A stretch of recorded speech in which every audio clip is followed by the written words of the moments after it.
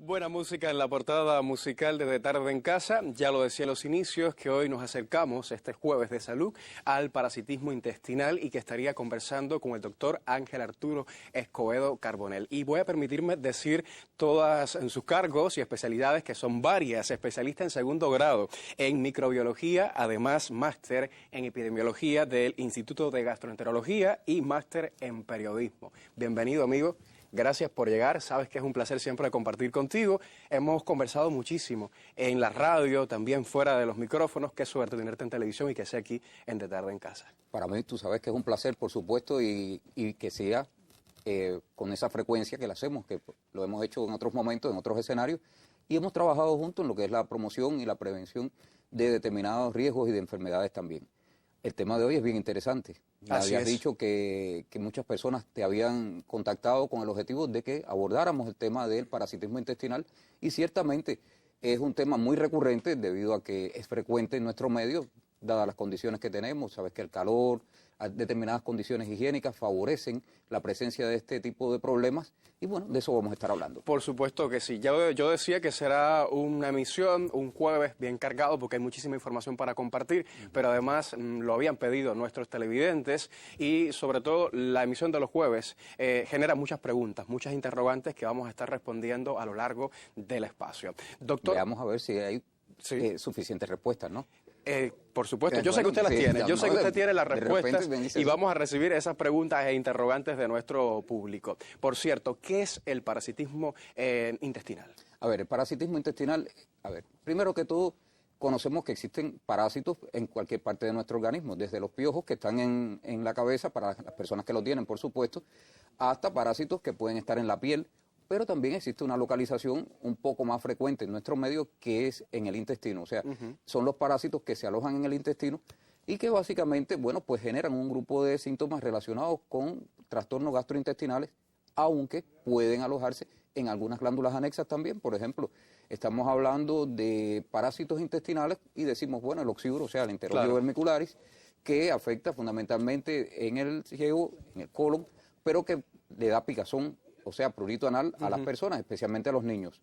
Sin embargo, cuando hablamos de fasciola hepática, estamos hablando de un parásito que se alberga en las vías biliares, o sea, en la parte del hígado, y en ese caso ya no es el intestino puramente, pero al final entra por la vía digestiva y tiene que ver con la parte digestiva también de nuestro organismo. Pero al final son un grupo de parásitos que viven fundamentalmente en esta zona, en el intestino, tanto en el intestino delgado como en el intestino grueso.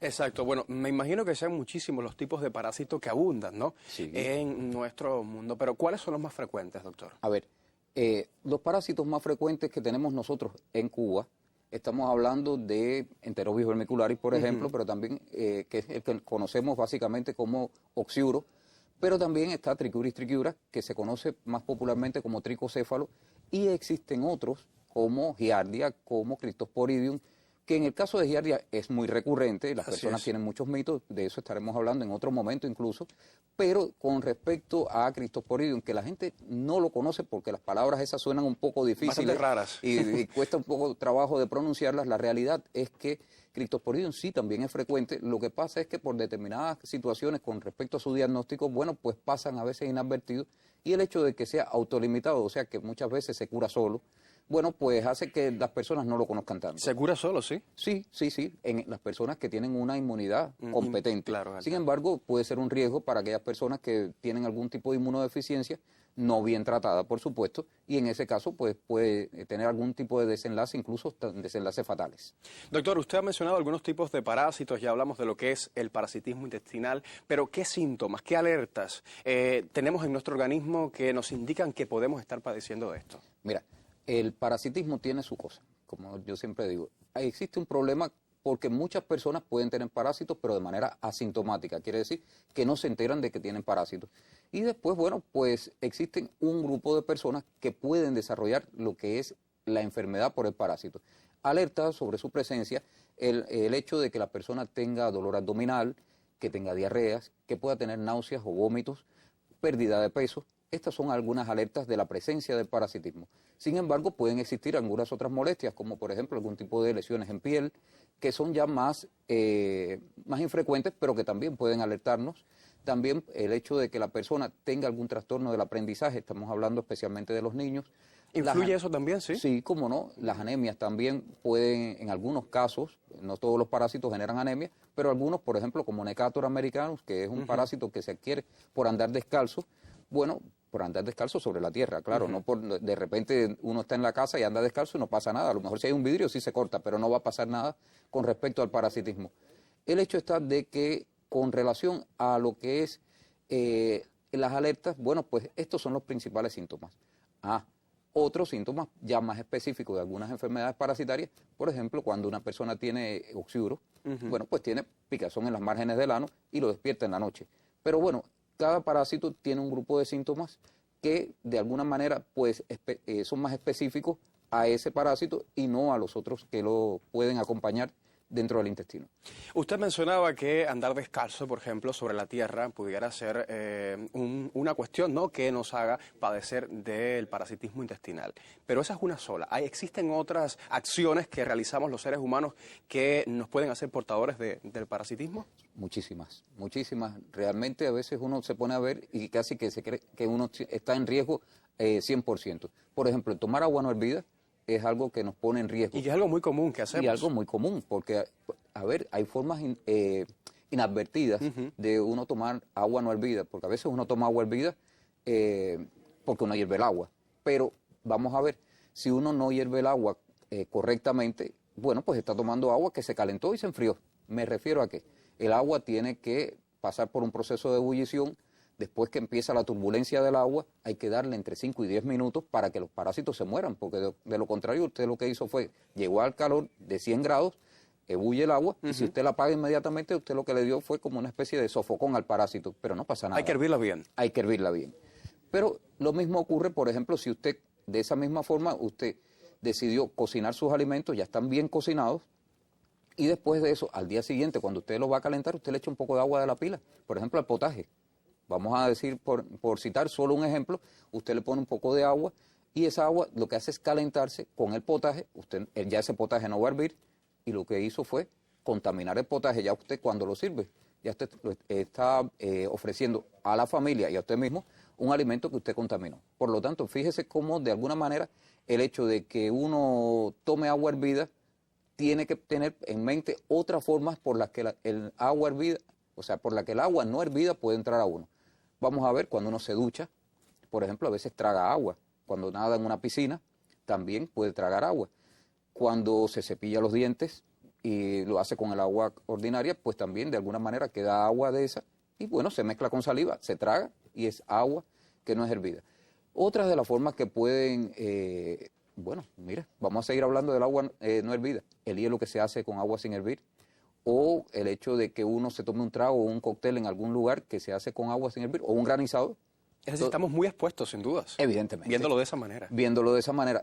Pero bueno, no solamente son esas formas, o sea, puede ser a partir de andar descalzos, como había dicho, el hecho de comer determinadas verduras no bien lavadas o no bien elaboradas, la presencia de vectores en la casa, por ejemplo, las moscas, las cucarachas, que no es que sean como el mosquito que inoculan directamente, pero sí, bueno, pues las moscas tienen avidez por determinadas materias, entre ellas las materias fecales, se posan en las materias fecales y después van volando y en sus patas van llevando formas del parásito, huevos, pueden ser quistes, lo dejan en el alimento que uno tiene a veces desprotegido y secundariamente, bueno, pues uno cuando se lo come... Sin darse cuenta, ¿no? Sin darse cuenta, claro, porque no se ve. O sea que mire cuántas formas pueden ser. Hay formas ya un poco más específicas. A veces uno dice, bueno, los parásitos estos nada más que se quieren por andar descalzo o a través de la boca. Y sí, puede decirse de manera, digamos que general. Pero hay otras formas también, porque hasta por contacto sexual. Y no precisamente estoy hablando de tricomonas, estoy hablando, por ejemplo, de giardia, de cryptosporidium, del mismo oxiuro, o sea, del enterobius vermicularis, que son parásitos que se pueden adquirir ciertamente por la boca, pero a partir de determinadas prácticas. O sea, cuando la persona pone la boca en las márgenes del ano de otra persona, bueno, a partir de relaciones sexuales, lo más común del mundo, bueno, pues nada raro es que si la persona a la que le hacen ese tipo de sexo tiene parásitos, bueno, pues la persona que efectúa la parte bucal, bueno, pues pone la boca y después con la saliva se traga todo ese tipo de parasitismo y bueno, desarrolla más adelante un parasitismo por Giardia o por Cryptosporidium, por cualquiera de estos agentes. Sin duda hay muchísima información para compartir esta tarde de jueves, yo lo decía desde los inicios, no solamente por el tema, sino también porque sé que el doctor Arturo Escobedo es muy buen conversador, muy buen anfitrión acá, en lo mismo en la revista Tarde en Casa que en los espacios de la radio que he tenido la suerte de compartir. Vamos a seguir hablando del tema. ¿Seguro? Estoy seguro ya que están llegando muchísimas preguntas porque he escuchado el teléfono que tenemos acá en nuestro estudio y también he estado observando las redes sociales, tengo mi teléfono muy cerca de mí para compartir también esas interrogantes que lleguen a través de nuestras plataformas digitales. Vamos a disfrutar del Circo del Sol, ¿verdad? Un fragmento de esta sección que tanto gusta en nuestro espacio. Usted también le gusta el Circo del Sol, ¿verdad? Bueno, pues le invito a disfrutar solo unos segundos de este segmento que tanto gusta en la revista de Tarde en Casa.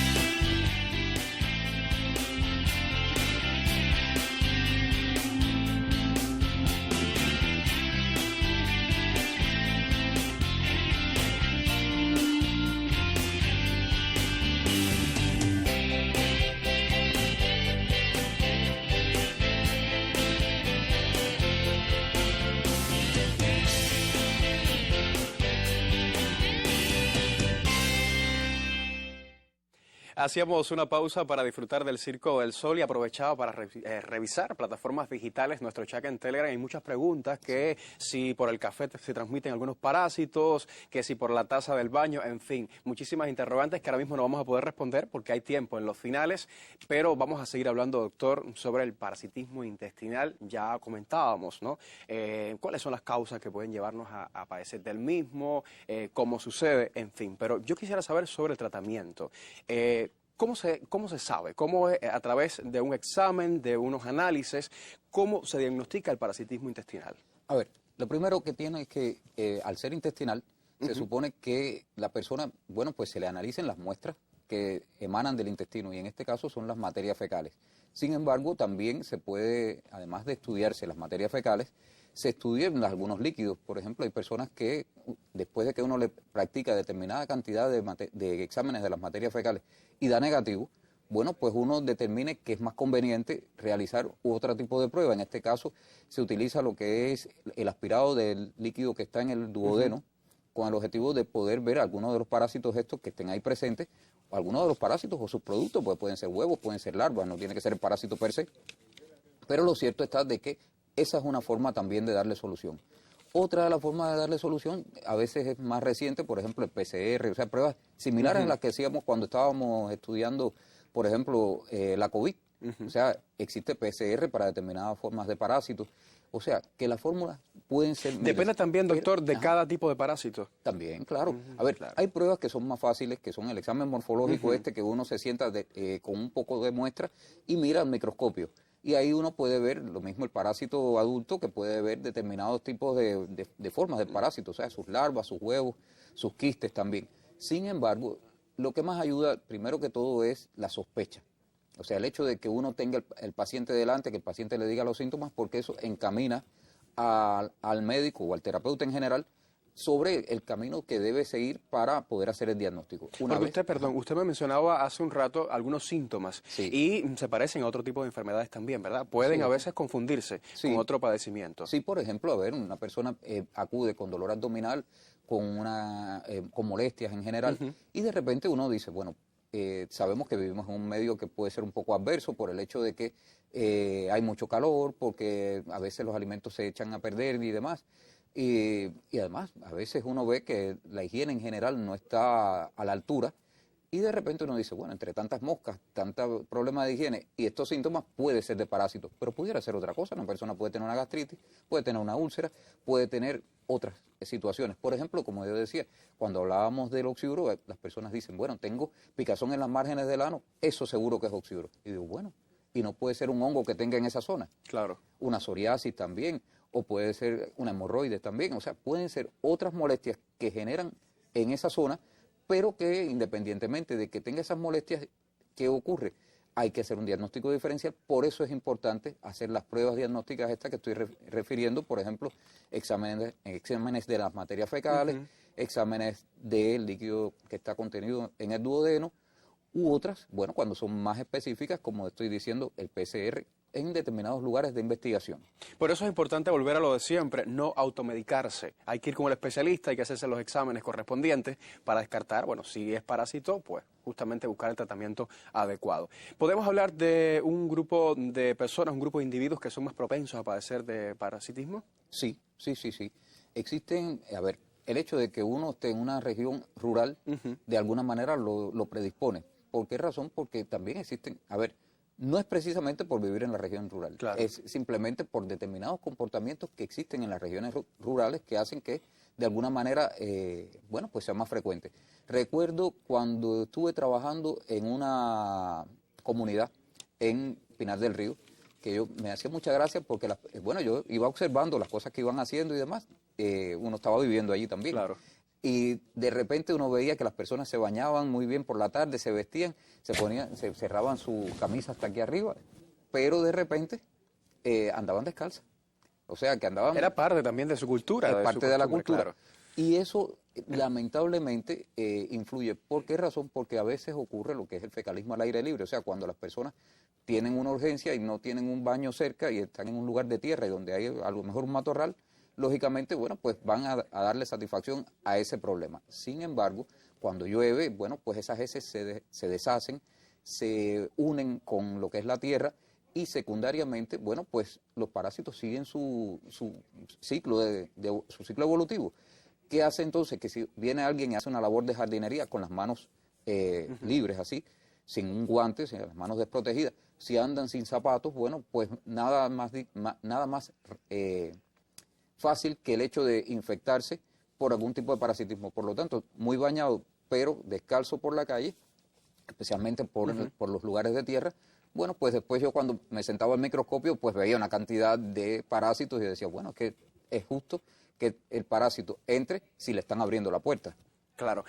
Y justamente, ¿cómo se comporta el tema del parasitismo intestinal en nuestro país? Abunda muchísimo. Usted lo decía de algún modo en los inicios, ¿verdad? A ver, es frecuente el parasitismo intestinal. De hecho, en este momento se está haciendo la encuesta nacional, o sea, se está trabajando en lo que es la preparación de la encuesta nacional para determinar la cuantía de parasitismo. Pero, por supuesto, tenemos antecedentes de otras encuestas que se han hecho y, evidentemente, sí, son frecuentes.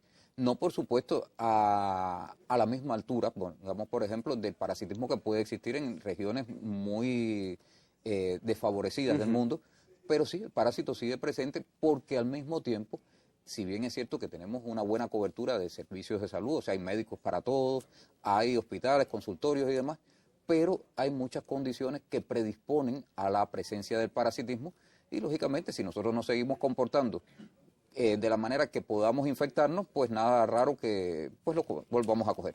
Bueno, vamos a seguir hablando sobre el tema. Ya decía que hay muchísima información para compartir. Nos queda muchísimo tiempo todavía porque hasta aproximadamente las 7 vamos a estar justamente por la señal del canal educativo. Le invito entonces a hacer un alto en nuestro diálogo. Iré entonces hasta la terraza para compartir con mi invitado de las noticias culturales. Usted no se vaya, siga con nosotros. Siempre de tarde en casa.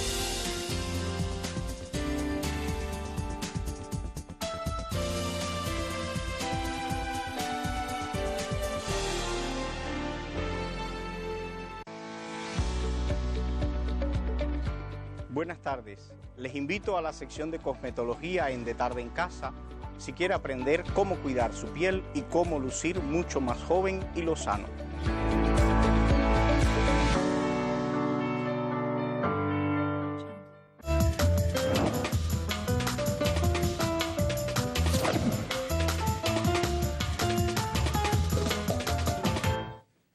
Y sí, ya estoy acá en la terraza para compartir en nuestro segmento de las noticias culturales y recibo a Javier Agudo, joven artista visual, miembro también de la Asociación Hermanos 6, que llega hasta la revista para invitarnos a una exposición y contarnos sobre el proyecto Arte 92. Bienvenido, Javier. Muchas gracias por llegar. Un placer que estés con nosotros hoy en la revista de Tarde en Casa. Ya mencionaba que eres miembro de la HS y además coordinador general del proyecto Arte 92, un artista visual muy joven. Justamente de ese proyecto de Arte 92 me gustaría conocer detalles. ¿Qué es? ¿Quiénes lo integran? En fin, ese tipo de información que estoy seguro el público agradece a esta hora. Sí, claro. Arte 92 es un proyecto sociocultural que ya es categoría nacional en diciembre del año pasado. Es un proyecto que además de hacer itinerancia por toda la ciudad, radica en La Víbora, en 10 de octubre. Es un proyecto que existe hace más de 7 años y a partir del 2019, después que pasó el tornado en la zona de Jesús del Monte, decidimos hacer un festival de cultura comunitaria que se llamó Jesús del Monte, y a partir de ahí empezamos a coger más visibilidad como artistas urbanos. Somos actualmente 6 artistas, un colectivo plástico, pero ya tenemos una sede ubicada debajo de la Casa de la Cultura de 10 de octubre, en el sótano. ¿Y eso se encuentra exactamente dónde? Eso es exactamente en la calzada de 10 de octubre, esquina Carmen. La antigua Casa de los Condes de Parra es conocida así también. Es un espacio muy interesante donde en el costado hay una plaza que se llama Plaza Roja, es muy famoso, y ahí tenemos uno de los murales más grandes de la ciudad, de más de 100 metros. Y es un mural que habla de la identidad y de la revitalización de la identidad cultural y de la historia, que va mucho a tono con lo que defiende Arte 92, a pesar de que es un proyecto bastante joven, bastante transgresor, en el sentido de que trabaja en los espacios públicos, en barrios vulnerables, en comunidades donde a lo mejor hay menos acceso a la cultura, donde no radica a lo mejor una casa de cultura. Ya estamos en el momento creando un programa cultural donde estamos tratando de crear un distrito artístico y a la vez un corredor artístico, hacer como una gran galería al aire libre, es lo que estamos tratando de lograr. Importante sin dudas, ¿no?, que el trabajo de los jóvenes artistas visuales pues también tenga protagonismo en este lugar, Arte 92, un proyecto maravilloso, ya decíamos, que coordina nuestro amigo Javier Agudo. Hablando de eso, de artistas jóvenes, hay una exposición que está abierta al público hace algunos días, pero se mantiene hasta el mes de abril, durante este mes de abril, y de esa exposición también quisiera conocer. Es colectiva, pero sé que hay muchas piezas, muchas obras de tu autoría. A ver, esta exposición se llama Del Estrí a la Galería, es decir, de la calle, que es un término que se utiliza mucho en el arte urbano, en el arte del graffiti, en el arte del mural. Está ubicado en la Galería de la Lisa, la galería municipal, una galería que la recomiendo a cualquier artista joven que se quiera acercar, Brian Frometa. Está ubicada en 51, esquina 160. En La Lisa. Esta exposición la inauguramos el día 24 de marzo y va a estar hasta el día 24 de abril. Decidimos hacer la primera exposición en una galería convencional, una galería típica. Es una exposición donde prima la instalación, el arte alternativo, el arte joven, el graffiti, el mural. Es como una muestra del arte objetual, el arte de intervenir en un espacio público, llevarlo a una galería. Funciona también como un museo itinerante de arte urbano. Nos atrevimos a hacer la primera. En esta exposición están involucrados más de 6 artistas con otros colaboradores que vienen trabajando con nosotros hace muchos años. Bueno, pues ya sabe, está abierta aún esta exposición y usted tiene oportunidad de disfrutarla justamente desde este lugar que acaba de escuchar. Y hablando de eventos también, yo decía que eres miembro del HS, sí, que eres coordinador también acá en La Madriguera. El próximo 25 se estará desarrollando también una actividad que los involucra a todos ustedes. ¿Qué estará pasando exactamente ese día? Sí, alrededor de 5 meses estamos tratando de revitalizar más los eventos culturales que siempre han identificado a La Madriguera como sede de la Asociación Hermanos Ahí aquí en Ciudad de La Habana. Yo empecé hace más de 5 meses a trabajar de especialista de artes visuales. Actualmente soy uno de los vicecoordinadores de La Madriguera.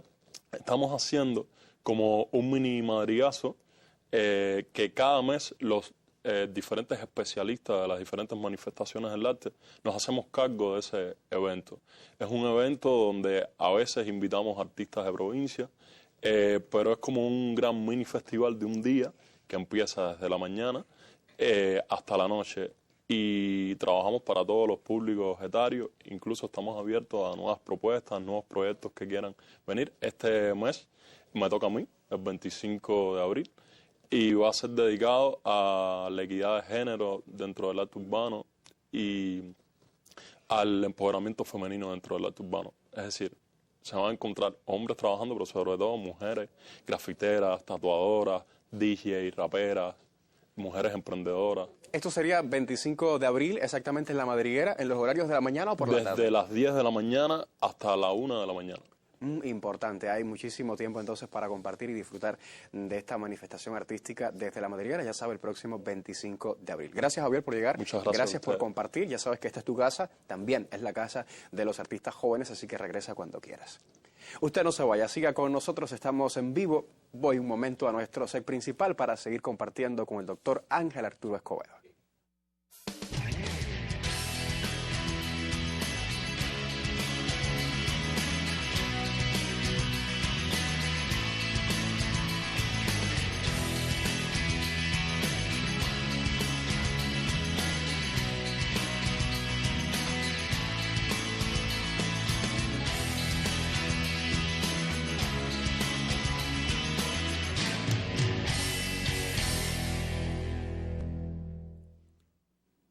Y sí, ya lo decía, sobre parasitismo intestinal, continúo conversando con Ángel Arturo Escobedo Carbonell. Carbonell, porque hay que decir el apellido de la mamá también, que aprovecho para mandarle un beso grande a esa señora hermosa que estoy seguro nos está viendo hoy, ¿verdad? Seguro. Sabes que ella te admira mucho, te quiere mucho. Pero además, como usted está aquí hoy, más motivos tiene para ver la revista. Ya, a ver, motivo doble.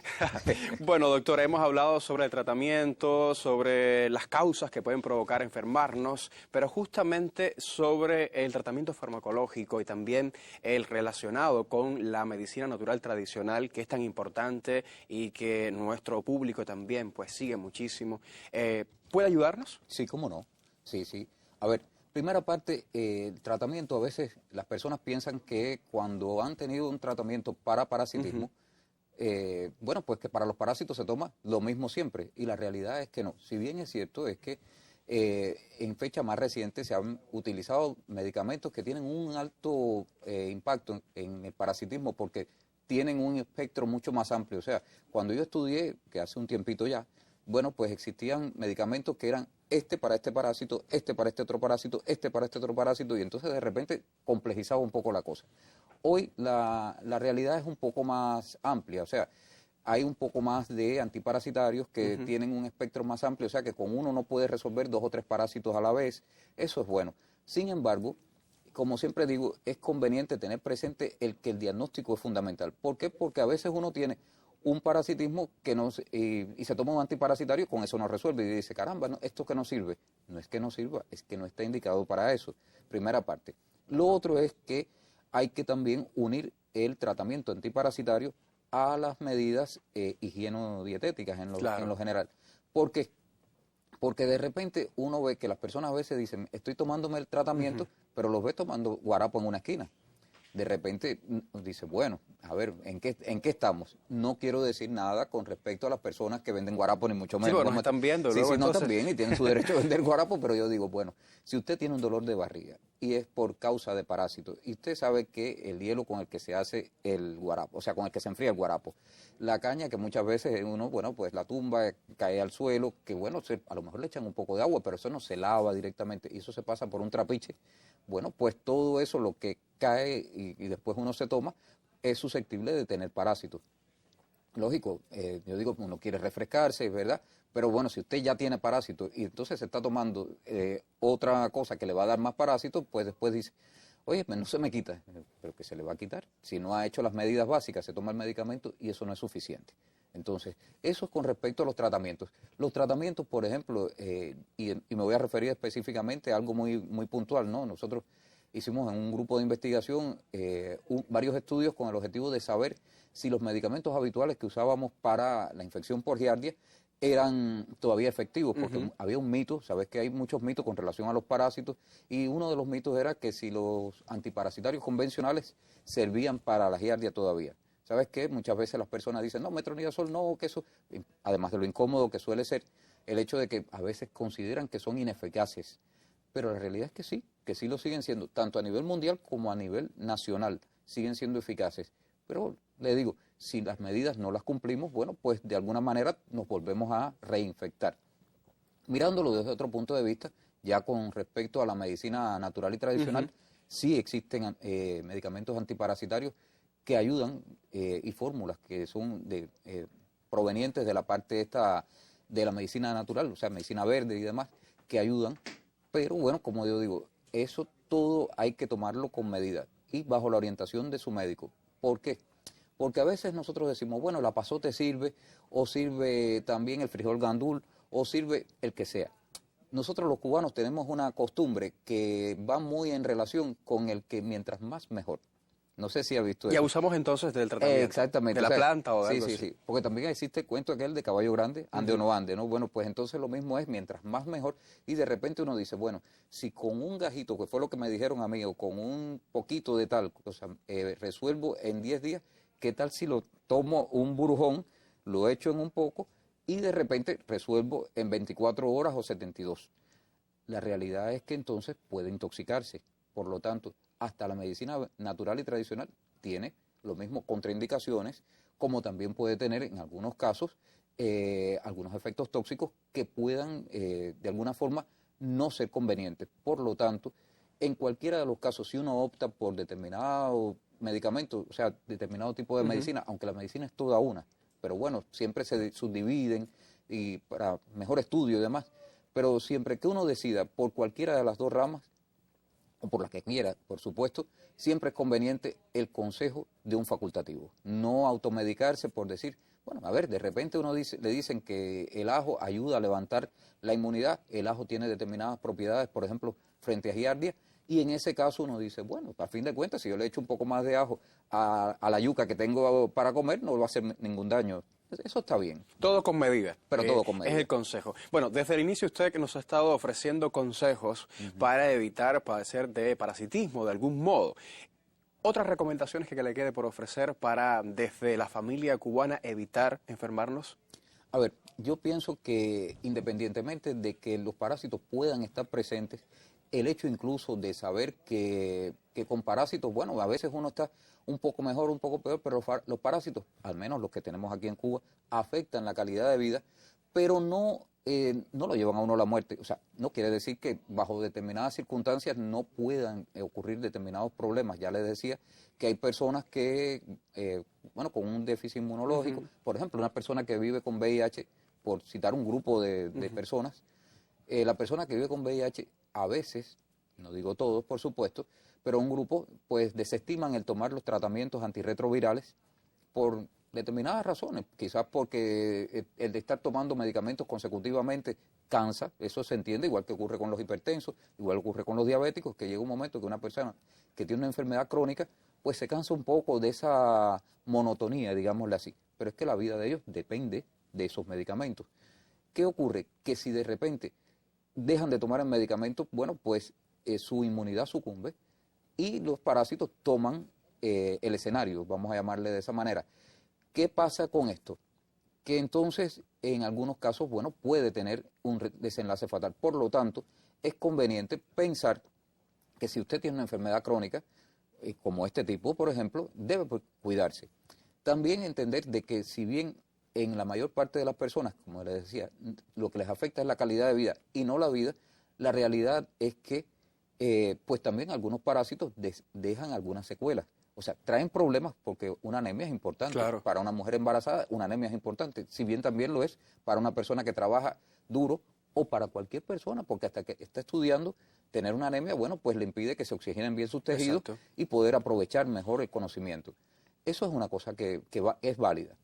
Pero también pongamos, por ejemplo, que yo digo, bueno, si uno con un parásito vive, también si no lo tuviera, viviría mejor. Mucho mejor, claro. Entonces, pues vale la pena tratar primero de no tenerlo y si uno lo tiene, pues quitárselo. Y si ya se lo quitó, no volverle a abrir la puerta para volverlos a tener. Es importante, si lo tuvo, por favor, y logró pues salir de eso, pues curarse, trate de no hacer nada que pueda llevarlo otra vez a padecer de parasitismo intestinal, que es el tema que hemos estado hoy colocando, ¿no?, en antena, gracias a la presencia de nuestro amigo el doctor Arturo Escobedo. Seguiremos hablando porque ya le decía, hay muchísimas preguntas que estoy seguro han llegado a través de la vía telefónica y también por plataformas digitales. Será en unos minutos porque ahora voy a la sección del día.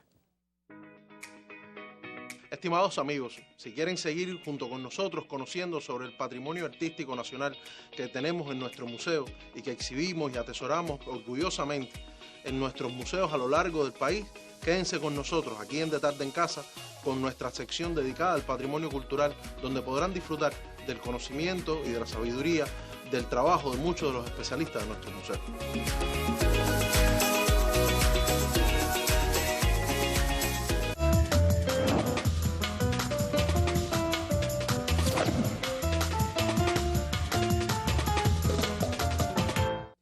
Claro que sí, es tiempo para compartir nuestra sección del día hoy con Nora García de Aniplan, a quien siempre recibo con muchísima alegría. Bienvenida a esa que es su sección habitual y su casa también, porque De Tarde en Casa es su hogar. Gracias por llegar. Nora, usted me comentaba antes de que se prendieran las cámaras que íbamos a estar hablando sobre una actividad que se realiza o se va a realizar el próximo domingo y que es muy emotiva, sobre todo para aquellas personas que amamos y cuidamos los animales. Así mismo es. El mes de abril, en sus comienzos, siempre marca la celebración, o vamos a decirle lo que ha pasado, lo que pasó con la protección y el bienestar de los animales, en la figura de las personas que en ese momento, en ese tiempo, se dedicaron a ayudar. Precisamente este domingo, cae 9, normalmente Janet Ryder, que fue una de las impulsoras mayores, y decir realmente la que tiene el mérito grande de haber podido lograr esta unidad en relación con los animales, pues corresponde.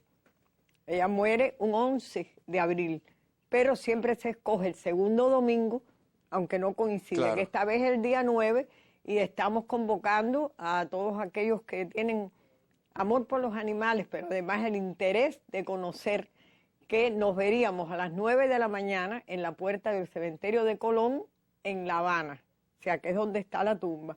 Pero estamos exhortando también de alguna manera a los grupos de distintas provincias, porque el bienestar animal y los animaleros están en toda la isla. En todo el país. Estamos donde quiera, ladrando y maullando. Así es.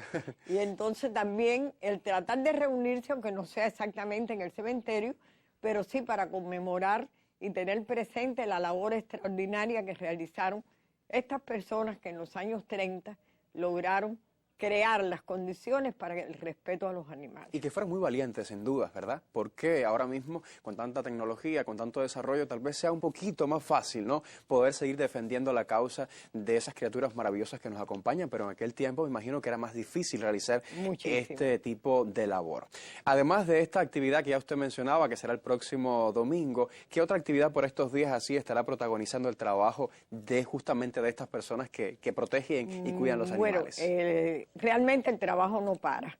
El control, sobre todo en animales, perros y gatos, que es lo que más se está trabajando, porque ya los animales de producción tienen otras características, tienen los veterinarios que están encargados, pero la superpoblación de perros, la superpoblación de gatos, se está controlando a partir de distintos grupos que hay muchísimos, muchísimas personas y veterinarios dedicados al control de la natalidad. ¿Por qué? Porque las gatas, por ejemplo, tienen una frecuencia muy rápida. La palabra no se puede decir porque no es lógico, pero son... Sí. Y entonces paren mucho y se multiplican los animales, vienen los problemas de la calle, el abandono, los que no lo saben tener. Es la esterilización lo que se está llevando a cabo por una cantidad de grupos tremendos que están trabajando en esto. No solamente en el gato, que es muy más prolífero, sino también en el perro, porque son animales que realmente no deben de estar produciendo, porque hay determinadas características. Y todo esto viene a interceptar la vida buena que pueden tener esos animales. Es mejor que no nazcan por ahora, hasta que estemos mejor. Bueno, pues muchísimas gracias por compartir con nosotros rapidito, porque sabe que estamos en vivo y el tiempo se va Déjame, muy rápido. Perdóname, sí, a las 9 de la mañana en la puerta del cementerio de La Habana. Eso era lo que quería que usted me dijera rapidito. 9 de la mañana en la puerta del cementerio, con flores, con todo lo que represente el agradecimiento a aquellas personas que en aquel tiempo supieron luchar por los animales también. Allí estaremos sin duda. Gracias, Nora. Gracias por llegar hasta nuestra revista y compartir. Usted no se vaya, siga con nosotros. Me quedan unos minutos todavía para dar respuesta a las preguntas que hemos recibido a través de nuestro canal telefónico y por plataformas digitales. Siempre De Tarde en Casa.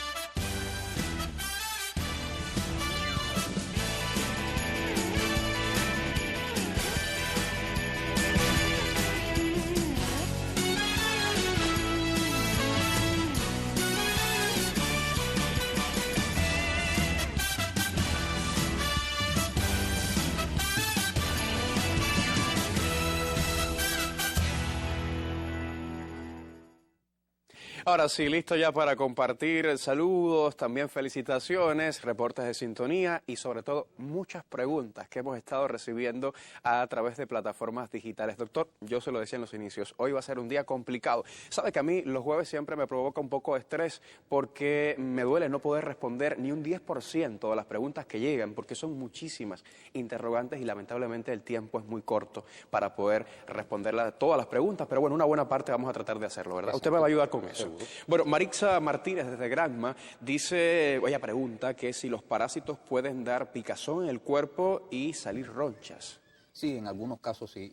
Ciertamente algunos parásitos no es lo más frecuente, aclaro que es eso para Marixa, porque realmente existe a veces un mito de que todo lo que tiene ronchas y picazones, bueno, pues tiene que ver con parásitos. Y la realidad es que no. Se han hecho estudios, de hecho, y se ha visto que existe un sobredimensionamiento de este problema. Pero, bueno, sí, es verdad, existe un reducido número de personas que pueden desarrollar ronchas, que pueden desarrollar molestias en la piel a partir de las infecciones parasitarias. Claro, tengo más preguntas. Por ejemplo, Elder González desde Pinar del Río dice, ¿es verdad que la semilla de calabaza es buena para los parásitos, es decir, para combatirlos? ¿Y cuál sería el tratamiento? A ver, la semilla, es que vuelvo a lo mismo, la semilla de calabaza es algo que se puede comer sabroso, como se puede comer también, por ejemplo, el maní. Hay personas que la tuestan, sí. Que la tuestan y se la comen así, y hay quien la pone solo al sol y también se la come, o sea que es agradable. También tiene efectos frente a determinados parásitos, por ejemplo, frente al oxiduro también tiene su acción. Y bueno, de esa manera puede resolverse. Esa puede ser una alternativa. Lo importante, por ejemplo, que va a tomar este tipo de tratamiento, debe entender de que el oxiduro no se trata solo la persona que tiene la picazón, se tiene que tratar todas las personas que están en la casa. Por lo tanto, tiene que comprar una calabaza grande, ¿no?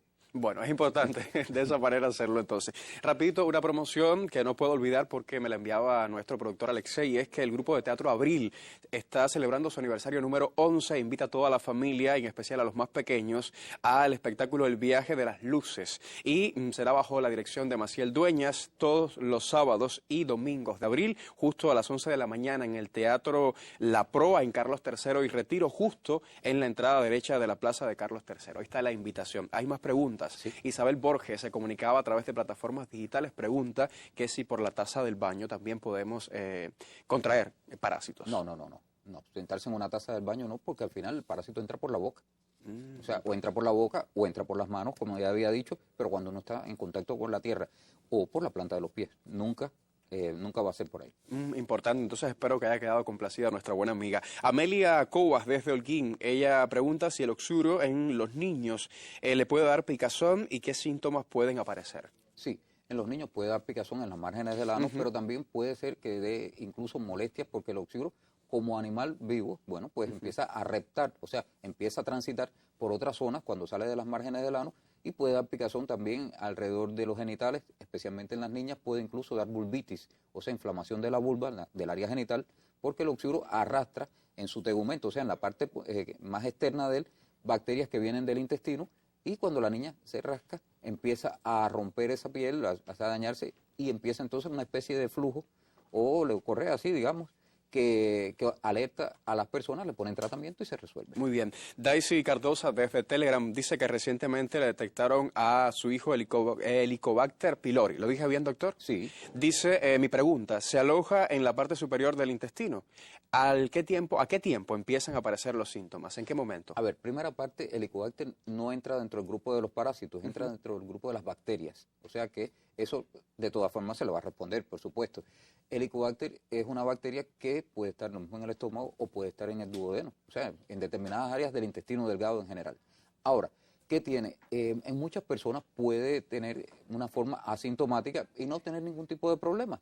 Y en algunos casos, bueno, pues desarrollan algunos de los problemas relacionados, entre ellos gastritis o incluso cuadros de úlcera, que es con lo que más se ha relacionado este tipo de bacterias. Importante. Bueno, pues Carmen Rosa Valdés desde Playa pregunta si cualquier tipo de parásito puede bajar de peso y perder el apetito en las personas. Es el que pierde el apetito. Bueno, cualquier tipo de parásito de estos intestinales puede hacerlo. De hecho, hay un mito muy interesante del que estaban hablando con relación a o sea, ¿sabes de la cantante María Calas? Que sí. Dicen que se había en un momento hecho infectar por una tenia o sea, incluso había una frase, si quieres bajar de peso, pon una tenia en tu vida. Esa era una frase que existía y la realidad es que no. O sea, por ejemplo, las personas que se infectan con tenia no tienen por qué bajar de peso. O sea, pueden bajar de peso si además de tenia tienen otros parásitos adicionales. Pero en el caso de tenia no les genera ese problema.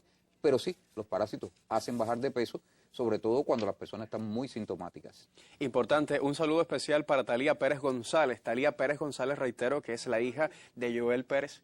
Natalia Pérez González, ahora sí, la hija de Joel Pérez, nuestro sonidista, que está viendo la revista. Un beso grande para ella y todo nuestro cariño. Su papá la adora. Reitero, Natalia Pérez González. Ahora sí, ¿verdad?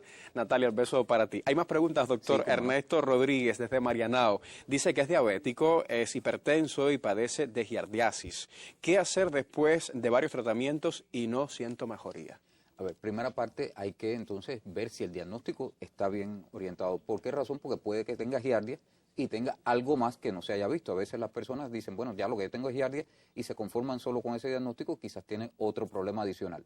Si solo es giardiasis, también existe algo, que a veces existen fallas con los tratamientos básicos y se necesita combinar tratamientos. O sea que uno dice, bueno, pues utilizo un medicamento que actúa frente al ADN del parásito o un medicamento que actúa frente a la respiración del parásito y otro que actúe en lo que es la contracción del parásito, o sea, la capacidad que tiene de adherirse a la superficie. Y con eso, dándole, digamos, que por la rodilla y por la cabeza, bueno, pues es una forma mejor de darle solución al problema. O sea que la terapéutica combinada puede ser algo que pudiera discutir de alguna manera con su terapeuta para que de una manera mejor puedan llegar al tratamiento y a la curación completa. Doctor, muchísimas gracias. Se me quedan muchísimas preguntas, pero el tiempo se acaba. Le invito a que regrese próximamente. Incluso hablamos de ese ranking, el que usted fue seleccionado como el experto número 1 del mundo. Sí, bueno, lo hablamos más adelante. Yo aprovecho para felicitarlo también y agradecerle su presencia. Cómo no, muchas gracias.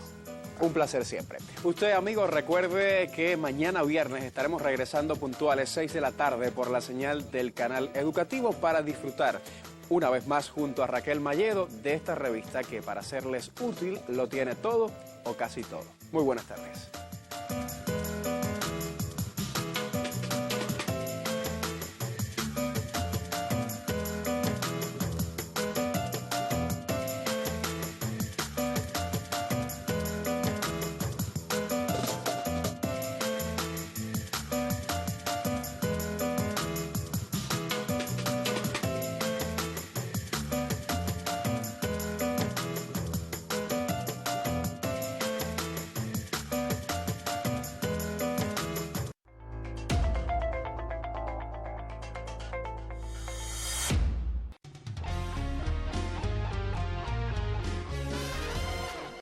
Hey, ¿cogieron las llaves? Sí. Ya, me llaman cuando lleguen. Sí. Se les va a coger muy tarde, se quedan en casa de Pablo. Que sí. Que sí. Ven acá, ¿cogieron los carneses? ¿Lo qué? Carneses. Carneses. Carnet terminado en S. La palabra carnet proviene del término francés carnet, terminado en T, y al españolizarlo, esta T se elimina y se le agrega una tilde a la E. El diccionario panhispánico de Dudas aclara que el plural de esta palabra es carnés, por lo que él debió preguntar, ¿cogieron los carnés?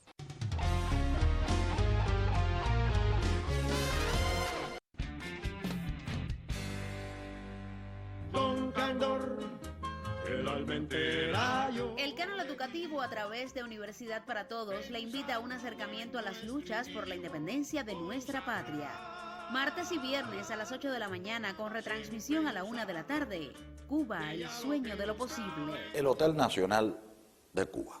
Pocos conocen que este hotel fue construido entre las obras monumentales de la dictadura de Machado, como el Capitolio, como la escalinata universitaria, el Hotel Nacional.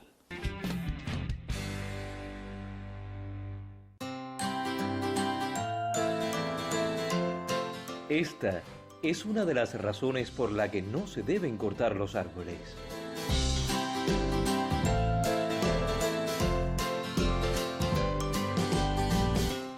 Este es su hogar.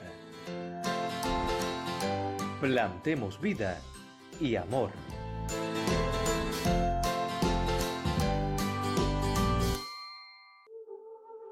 La compañía de marionetas Hilos Mágicos, bajo la dirección general de Carlos González, les invita a sus funciones sábados y domingos a las 5 de la tarde en el Teatro La Edad de Oro. ¿Y dónde queda ese lugar? En Santa Catalina y Juan Delgado. ¡Los esperamos! ¡No